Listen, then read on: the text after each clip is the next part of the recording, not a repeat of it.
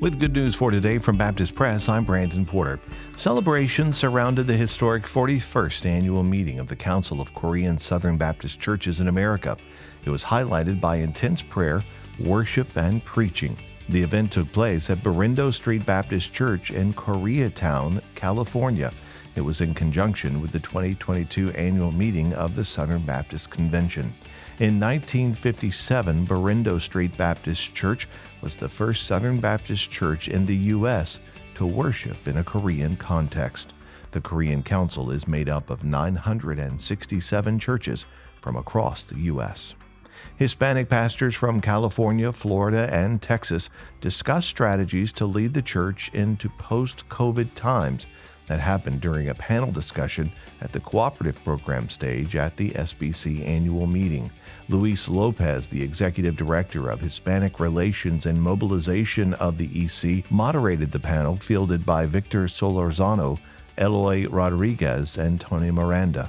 The pastors answered questions about how the COVID-19 pandemic has affected their ministries and how they recovered, and even more, how they're moving forward. Going back to the basics has proved to be a successful strategy for these pastors, they said. The youth are more involved in ministry as they've taken on responsibilities in church technology, and more people are participating in small groups as they are becoming more accessible during the week. The leaders also say people give more financially now that they can easily do so from their phones.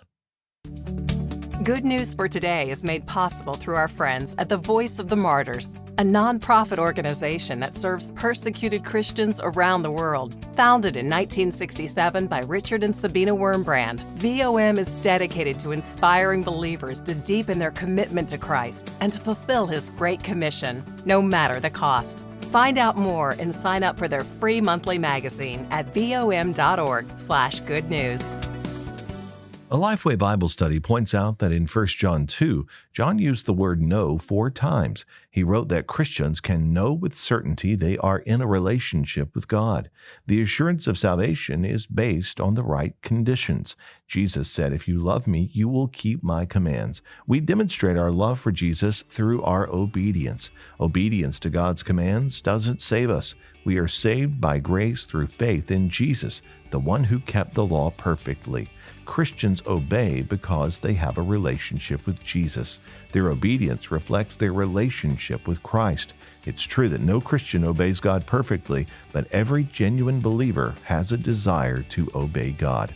You can read that full study and more stories at our website, baptistpress.com.